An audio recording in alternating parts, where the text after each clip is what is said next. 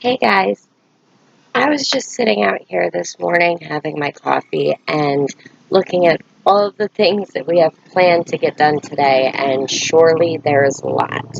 We have quite the big project to do, and as I was sitting here, I thought maybe I'll just get one thing done and out of the way.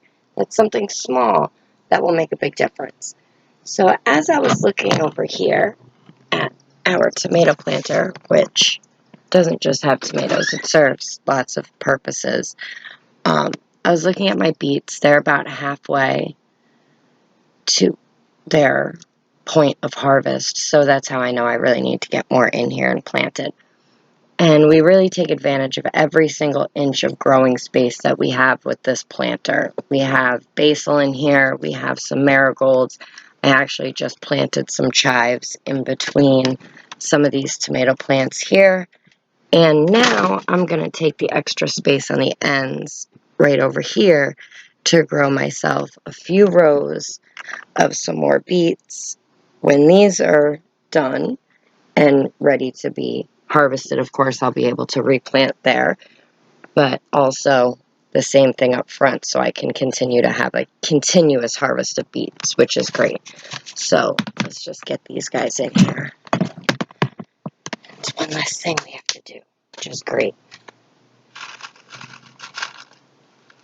Now, these types of beets, they might confuse you a little. They throw up a couple more shoots than, an average root vegetable will have the one main stem come up. These will throw up multiple stems. You don't have multiple beets, it's okay. That's just how they grow.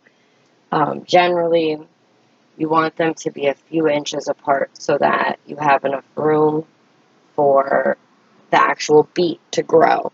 You can always plant more and thin them out as they get larger.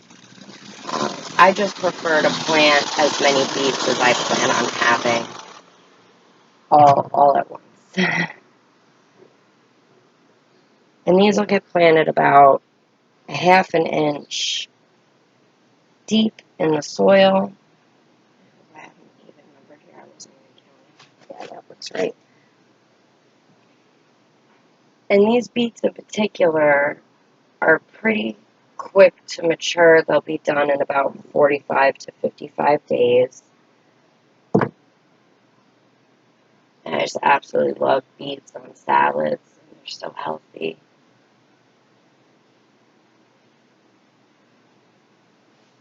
I'm running out of seeds.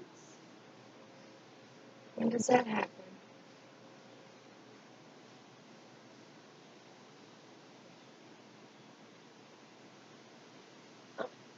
Oh, still ended up with 2 extra.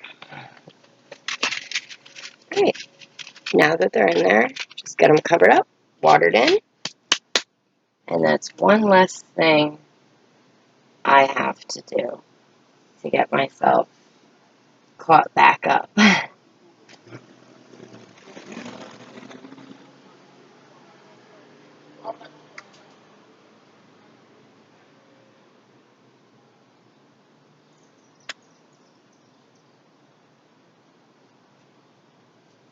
Didn't even really use the shovel. Only used it to dig the holes.